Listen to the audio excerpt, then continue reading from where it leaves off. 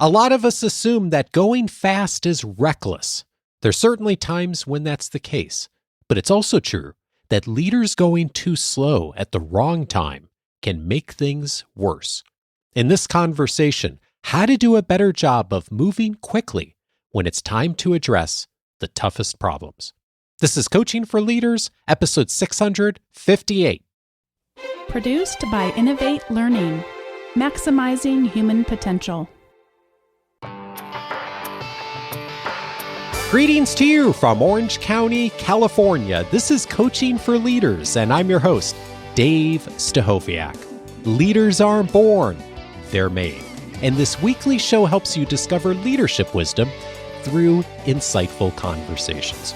Of course, one of the things that leaders are charged with is thinking about change, the importance of change. And we've all heard really good advice on organizational change. And one of those pieces of advice is to slow down, take your time, be deliberate. There's a time and a place for that, right? But there's also a time and a place for urgency and how quickly we move. And those aren't either ors, but they're often both and thinking about change in a different context. I'm so glad today to have a guest with us who's going to challenge us on some of our conventional thinking about how we think about change and where we can accelerate things. It actually is more helpful for not only the team, but also the organization in doing the great work that we're all trying to do.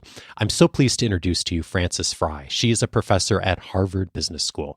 Her research investigates how leaders create the context for organizations and individuals to thrive by designing for excellence in strategy, operations, and culture. She regularly works with companies embarking on large-scale change and organizational transformation, including embracing diversity and inclusion as a lever for improved performance. In 2017, Frances served as Uber's first senior vice president of leadership and strategy to help the company navigate its very public crisis in leadership and culture. Her partner, Ann Morris, and her are the authors of Uncommon Service and The Unapologetic Leader's Guide to Empowering Everyone Around You. They are also the hosts of Fixable, a leadership advice podcast from the TED Audio Collective, and they're recognized by Thinkers 50 as among the world's most influential business thinkers. Their newest book is Move Fast and Fix Things, the trusted leader's guide to solving hard problems. Frances, what a pleasure to talk with you. Oh, it's so wonderful to be here. Thank you so much. I'm thinking about the title of the book, and I was practicing before I got talking with you of like, make sure you say fix things and not break things. Because, of course, the title's a play on this sort of now famous or infamous sign that went up in Facebook's headquarters that said move fast and break things. And I think maybe to start off, making a distinction here that you really point out in your work is there is a distinction between this sort of like hustle culture that we've all seen play out in recent years and urgency. When you think about this hustle culture and urgency, what does the distinction look like to you? And so I really like the framing and the language. So the hustle culture, the break things part, it presented a false narrative. It essentially said, because you're going fast, it's okay to break things. Like that's just the price to pay for going fast. And that's what the hustling sort of is, that there'd be collateral damage. And we wish there wasn't, but that's simply a byproduct of speed. On the urgency side of it, which is the move fast and fix things, collateral damage is not a byproduct. And indeed, we want to be able to take care and go at the pace that the urgency of the problems that we're confronting demand. And so the hustle culture, I like to say, gave speed a bad name because it made us think we could either go fast or take care, one or the other. And what we show in this book is that that is a false trade-off, and that you can meet the urgent demands of your most pressing problems and do it very fast, but you must build trust along the way.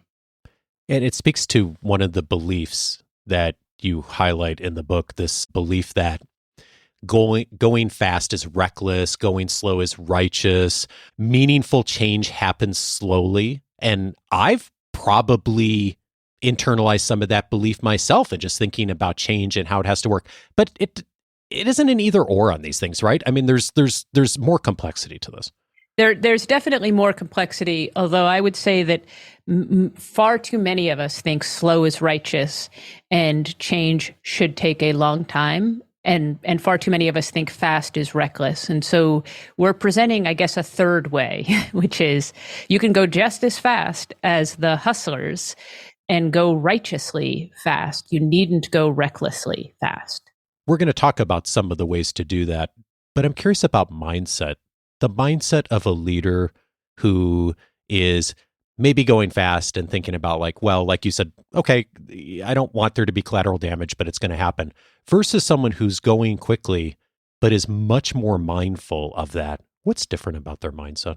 Well, I find the person who's going fast recklessly is often simply uneducated. They think the only way to go fast is to have collateral damage, and the challenges they have require them to go fast. So I don't think that they're bad people or have bad intentions. They simply didn't know that there was another way, and they knew going righteously slow was not an option. So I find most people it's a last resort, and it's just the price of doing business. And so what we show is it isn't the price of doing business. In fact, we show that you can go even faster when you move fast and fix things than when you move fast and break things.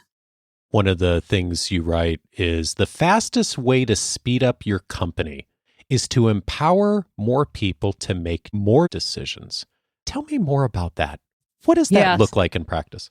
Yeah. So at first, from the mindset, it really stems from the famous quote from Toni Morrison, which I will paraphrase. Once you get that power you so richly deserve, your job is to turn around and empower someone else. And so using our power, we can either make ourselves the sole decision maker that all decisions have to run through, or using our power, we can empower others to make decisions. In terms of speed, there's no comparison. It's either I am the bottleneck or I am not the bottleneck, right? So if decisions are being made in a distributed way, we will go 10, 100 times faster than if all decisions have to flow through me. But some people get confused about what to do with the power, and they don't use it to empower. They use it to become a command and control hub. There's a bunch of organizations that have really done this well and systematized some of this to really help this to go better. And one of the examples you cite is Ritz-Carlton. They have a really interesting practice on empowering people to make more decisions. I wonder if you could share like what they do. Yeah, and their mindset is ladies and gentlemen serving ladies and gentlemen. And they, from day one of training, they're showing that. And they have, it's a privilege to serve mentality. And so what they say to everyone who works there is that if you stumble upon a customer issue, we want you to feel like you have license to solve it. To convince people that they meant it, they said you may spend up to $2,000 to solve it. Now that is an enormous amount of money. And in practice, nobody spends that much. But it is the way to get people to realize, oh my gosh, you're serious. I should solve the problem in front of me. In fact, you're giving me a line item with which to do it. And it's a culture of service that's relatively unparalleled in the world. And it's because everyone has this can-do spirit of come across a problem, I will solve it for you. I'm not going to call someone, I'm going to get approval and have you wait here with me while I get approval and try to explain it and then explain it to someone else. None of that happens. I am empowered to solve it. And then the stories that people have used for empowerment, they're spread around the organization as folklore, which further encourages people to really go the extra mile for guests in the act of being of service. And of course, like an incredibly successful organization with such a powerful brand that even if you haven't stayed there, like the Ritz-Carlton brand, right?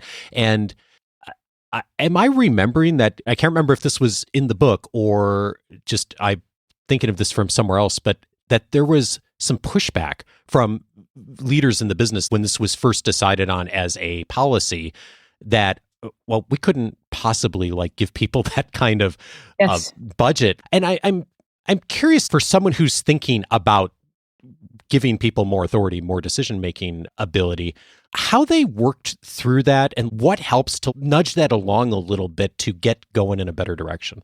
Well, I think the $2,000 was one, reflective of the lifetime value, and two, reflective of like if you had to comp a night's stay, you could. But also, they trained people how to use discretion and to have service. So if you went into an organization and did nothing else but put this line item in place, you actually, the concerns that are raised are real. People don't know how to use judgment. But if you do it as part of the training, it actually is a beautiful extension of it. But I would say don't start with $2,000. That's the price point of Ritz-Carlton. Do it at $200. Do it at $20. Do it at $5. You will be surprised at what giving people license and then marvel at the creativity they use to solve problems real time, and then the authenticity and contagion with which they talk about it. So I think that if you do it without training for it, maybe bad things can happen, although probably not that bad. But I would train for it for sure, and that's what the Ritz-Carlton does. Yeah, such good advice. There's a heading in the book that says, "Dare to be bad at something else." And it's in the spirit of creating urgency on moving on what's important. Tell me what you mean about dare to be bad at something else. Yeah, it kind of sounds like a bad romance novel there. So, yeah. Right. So what we mean is that if you want to be much better tomorrow at something than you are today, like you want to get much better at it, the resources, time, attention, money, have to come from somewhere else. Physics applies. So where are you going to take the resources in order to distribute even more resources? So that's the fundamental idea, that to give more here, it doesn't come from magic, it comes from somewhere else. So what are you going to get better at needs to have the second half of the sentence, and thus what are you going to get worse at? Now, it's not worse because I'm lazy, it's worse in the service of being better. And so I think of the if you've ever had your house worked on with a contractor, they will have shown you some form of the impossible triangle, which is cost, quality, speed. And what they will notoriously say is pick two. That is, we can't possibly be best in class relative to everyone else at cost and quality and speed. And if we try to, we're going to end up with mediocrity, what we call exhausted mediocrity. So tell us the ones you want us to emphasize and which ones you're willing to give up in order to get there. And we have countless examples of that working well. And yet, at any moment in time, listen to what managers are saying to employees, and they're essentially saying, go get better at cost, quality, and speed, as if there is nobility in the effort of trying. And what we find is there is mediocrity on the other side of that effort. And so if you want the nobility of excellence, you have to articulate what are we going to be great at, and then reverse engineer. And what does that necessarily mean we have to give up in order to do it? Yeah. And it all makes sense, and yet it's so hard to do in practice. In the moment, I can say gosh. it, clearly. I understand it deeply. I can describe it simply. I have a lot of humility for in the moment. We want to be better at everything, and it comes from a great place. But what also comes from a great place is people are working harder and harder, and they're becoming more and more similar to their competitors. And this is why. One of the best examples of this, and you cite it in the book, is Southwest Airlines, that they're just really, and in fact, there's a famous interaction Herb Kelleher has with someone who gives them feedback on this. And perhaps you could share that, because I think it illustrates the real intention behind this. Yeah, it was when someone wrote a heartfelt letter to Herb and said, listen, my elderly grandmother is switching from Southwest to another airline because you don't fly there. And will you please transfer the bags? And they said they don't have what's called interline transfer. And just, will you make an exception for this? And instead of giving into the exception, Herb described the business model and why they couldn't do that. And the description was essentially, if we do interline transfer, we will have to slow down the turnaround time of our airplanes. And if we slow down the turnaround time, we'll have to have, he calculated, 100 more planes in our fleet. That's what the number was at the time. And if we have 100 more planes in our fleet, it'll cost us like $400 million a year in profit. And thus we will no longer be able to be the low cost carrier. So like he explained, in order to be best in class at turnaround, we had to be worst in class at these other service amenities. Now the competition did it because they weren't best in class at turnaround. They had all kinds of buffer in place. They weren't competing the same way Southwest was. But what was important, the reason you read about it is because he then shared that letter with everyone in the organization as a educational moment. Because he's like, look, you're going to be asked in very compelling ways and be tempted to say yes. And I want you to understand the cost to our system of your saying yes. And of course, we now hold up Southwest as an example of doing something really, really well, which is being efficient, low cost, doing it with a wonderful culture. And there's a whole bunch of things they don't do, but they're really intentional about that. And that's a very intentional decision. And also the culture behind sharing stories like that of how that impacts timing. And speaking of timing, you highlight John Little's research on start to finish time in systems and organizations. And there's two elements of that: work in progress and work in process rather, and cycle time. And I'm wondering if you could describe just what that is, because I think there's a larger message here on how we think about approaching that in organizations. Yeah, so the amount of time something takes is equal to the number of things that are in front of us in line and how long it takes to process each one of those things. So I often think about it. I go to the coffee store. It takes a minute for each person to get served their coffee. I'm the 10th person in the store. So if I was the only person in the store, I would be in there for 1 minute. But because I'm the 10th person, I'm going to be in there for 10 minutes because each of the 9 people in front of me have to get served by a minute. And so my start to finish time equals the number of people, work in process, times cycle times how long it takes to process each one. And the reason that John Little's observation became a law, Little's law, inadvertently, we almost always focus on cycle time. That is, we ask people to work harder, to work faster. Implicit in that is, improving cycle time must have a better effect on start to finish time than working on the work in process. But it turns out that's wrong. That if you remove work in process, you can have an orders of magnitude improvement. And getting the barista to go from 1 minute to 55 seconds or ghastly to 50 seconds, working at a breakneck speed, is going to scarcely affect my start to finish time. But if I could find a way to remove work and process it by half or by 3/4, that will dramatically do it. So what we think is that work in process is working smarter and cycle time is working harder. And we instinctually try to work harder. And what we should be doing is trying to work smarter. And almost all of us do that. Like I'm thinking of 3 examples in the last 24 hours where like a problem has come up and I'm thinking like, how do I get better at the cycle time? Right? Yes. More efficient. It's our instinct. Our instinct. So I wouldn't fight human nature, but now we want to adopt the learned behavior. Every time I think work harder, let's just pause and say, could I work smarter? I run across this when I talk to people who are coming up for promotion at the Harvard Business School. And I'll ask them, how are things going? And they're like, it's all good, really happy with the quality of papers, but I'm not sure I'm going to have enough papers published by the time I come up for tenure. And I'm like, okay, so that's a start to finish time problem in my mind. And so then I just ask them, well, why don't you just tell me about the projects you're working on? And they start listing them out. And it's 1, 2, 3, 4, 5, 6. It's comical how many projects they're working on. And so they have much too much whip in order to get the papers done. And then I ask them, I bet when you got here, you worked 9 to 5, and then you started working nights. And then you started working weekends, and now you've pressed all of the cycle time advantages you can, even gone too far, and you're still not making any progress. And so what I've taught them is, what's the minimum number of projects you can do? And for the others, because academics have a very hard time saying no, I just taught them to say not now. Delay it until after tenure. But if you have a choice, you can work on all of those interesting projects and not get tenure at the Harvard Business School, or you can work on a subset of the projects and have a very high likelihood of getting tenure. But you need to learn how to say not now. It's working smarter, not harder. Yeah. How do you know that you're too fixated on cycle time? What's the indicators that are the kind of the warning signs as a leader of like, Their okay. quality of life is suffering.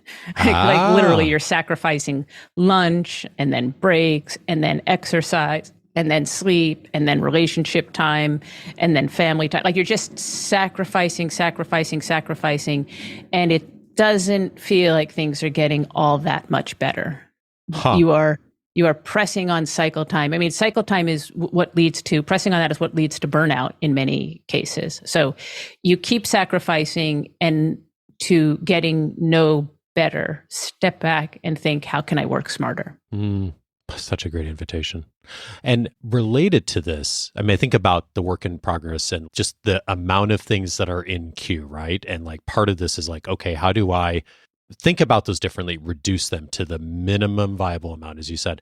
And there's also an invitation in thinking about creating urgency and moving things faster of fast tracking projects and organizations that have disciplined themselves to do this better often really can move on things fast. What is fast tracking projects look like culturally when an organization gets better at doing that? Yeah, and they have different names in organizations. The one that's a little grim but most poignant to me is when they say that they're going to ambulance the project.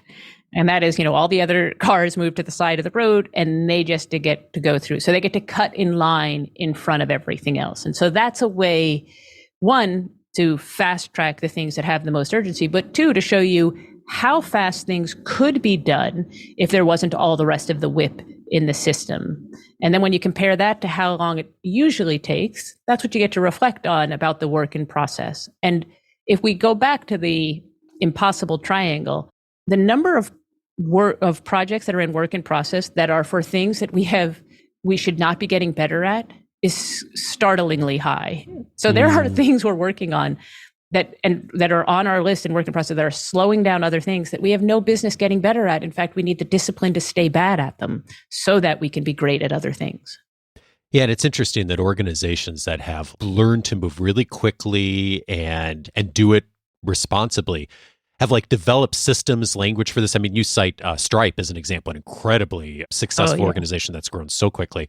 And they have a term for this called Code Yellow, when there's something that really is an important project that should go to the front of the line. They culturally have like named that. Everyone knows what that means. It helps because you're going to run into that as an organization. And it is so much better to be prepared. You just don't know when it's going to happen or on which context, but you know it's going to happen. It's important to have language for that, have culture for that, have processes for that. And Stripe is amongst the best managed organizations, and they have thought of so many of these things. And, they use Code Yellow. Another organization uses ambulance. You get the ER room and the hospital sort of thoughts of this when we need to go very fast. What is our process for doing it? And other organizations, they get surprised every time there's an emergency, and then they can't get their legs under them to go fast. And then very bad things happen as a result. And that's an unforced error, I would say. Yeah. Well, speaking of unforced errors, we've all heard the good and wise advice of having healthy conflict in our organizations. And we've had that conversation on the podcast many times.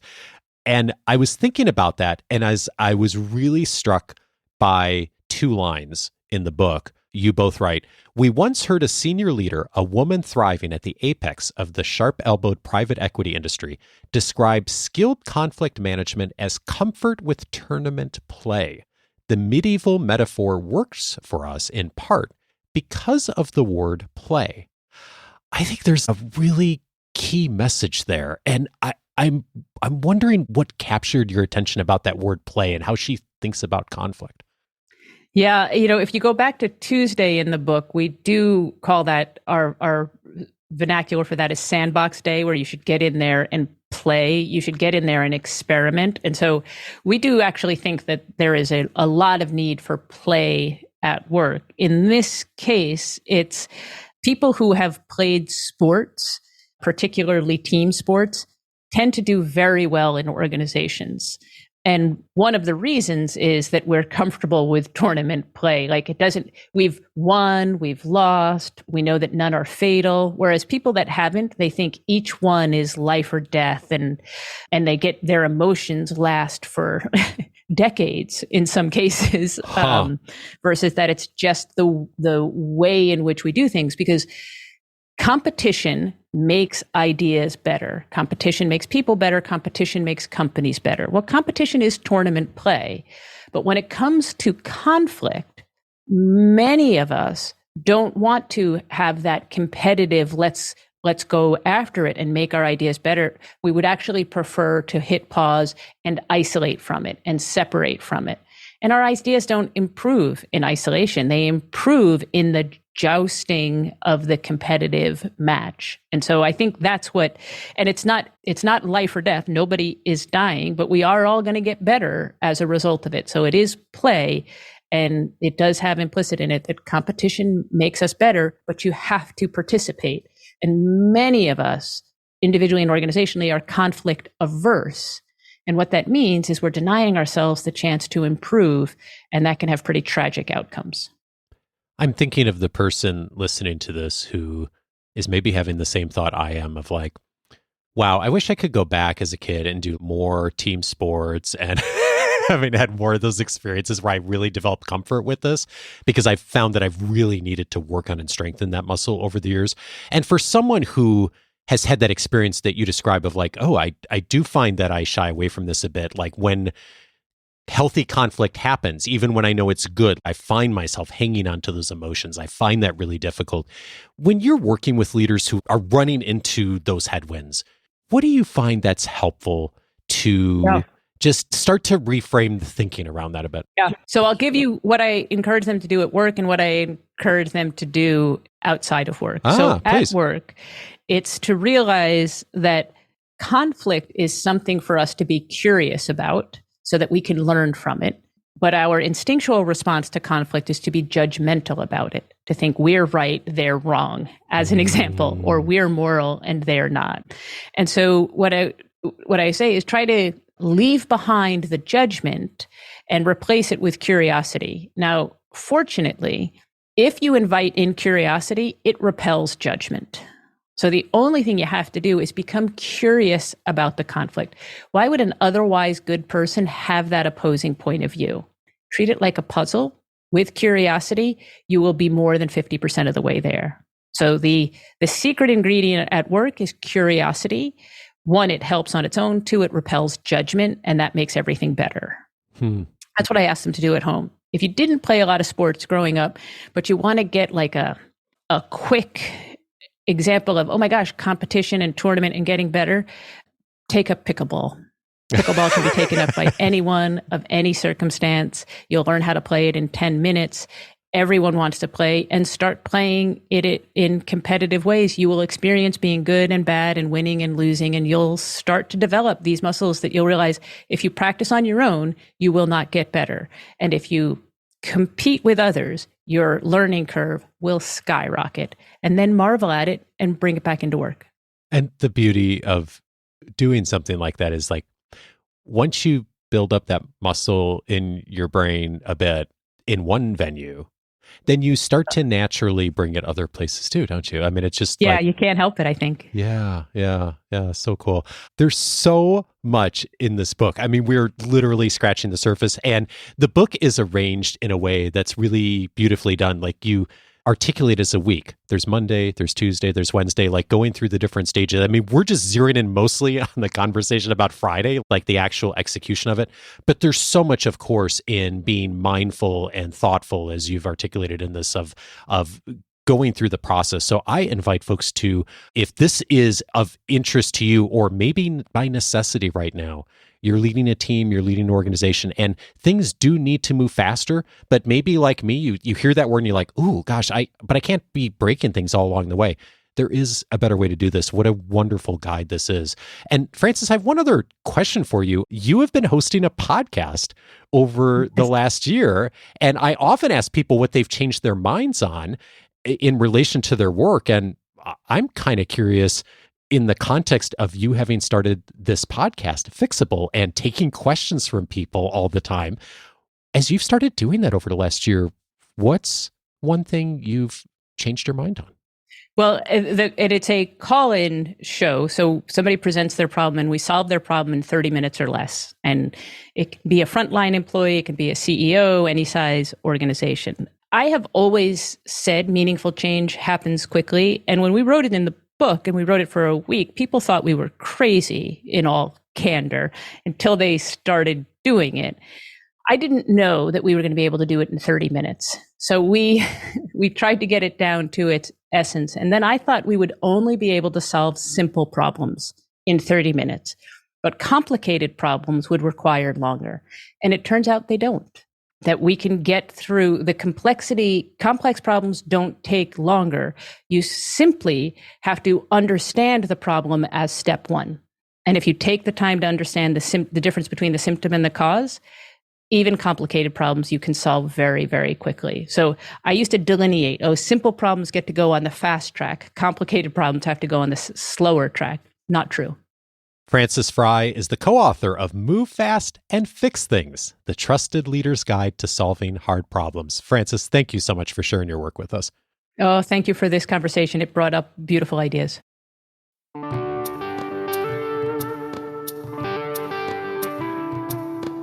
If this conversation was helpful to you, a few related episodes I'd recommend. One of the messages that Frances and Anne make in the book is the fastest way to speed up is to empower more people to make more decisions. David Marquet has been banging that drum for over a decade. His book, Turn the Ship Around, tells the story of how he and his crew did that on the USS Santa Fe. It's a fantastic book on leadership. And we had a conversation about it, one of the first of several conversations he's had on the show with me over the years, in episode 241, The Way to Turn Followers into Leaders. One of his key messages is to move decision power down the organization to the people who have the most information about what's happening. One of the many practices of turning followers into leaders, episode 241, a great compliment to this conversation. Also recommended is episode 612, How to Solve the Toughest Problems. Wendy Smith was my guest on that episode. I think about Wendy often and her co-author, Marianne Lewis, because of their book, Both and Thinking, which we featured on that episode. So often I see leaders and myself too, when I get into tough situations, thinking about things through the lens of either or. Should we do this or should we do that? Should we let somebody go or should we invest in them for the future? And almost always there's a both and to look at a situation, especially when a situation becomes more complex. In episode 612, Wendy and I talked about how to begin looking at things through the lens of both and to be able to more broadly utilize that creativity, that innovation to solve problems. I think it's a book that every leader should know and have that perspective, especially when they're getting into tough situations. And then finally, I'd recommend the episode with Claire Hughes Johnson, episode number 621, How to Approach a Reorg. Two reasons I'm thinking about Claire. One is she cited a bunch in Frances and Anne's work as an extraordinary leader at Stripe who's got a great track record at managing so much of this.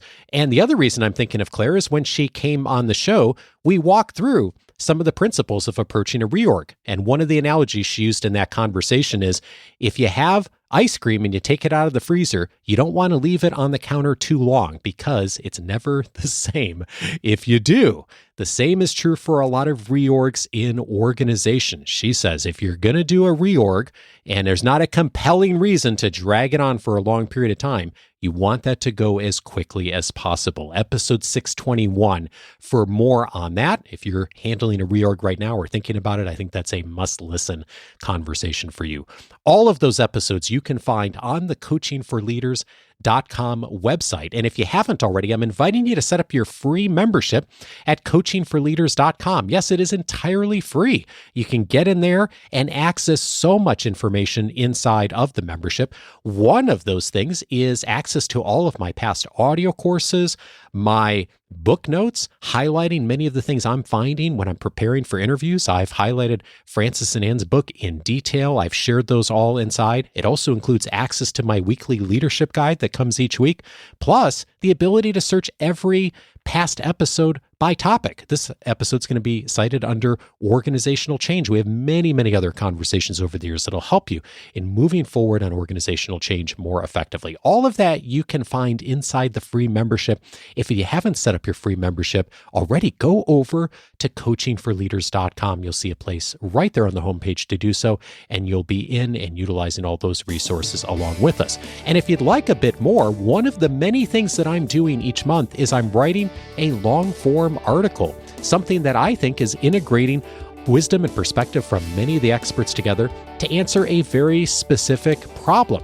That is coming to our members in Coaching for Leaders Plus every single month, along with several other benefits, more perspective for me to help you to discover insights and move along your leadership development even more quickly. If that's of interest to you, go over to coachingforleaders.plus and you can find out more about Coaching for Leaders Plus, all the benefits there, and a path forward for you to continue to dive in on more and support your leadership development. Coaching for Leaders is edited by Andrew Kroger. Production support is provided by Sierra Priest. I'll be back next Monday for our next conversation. Have a great week, and I'll see you then.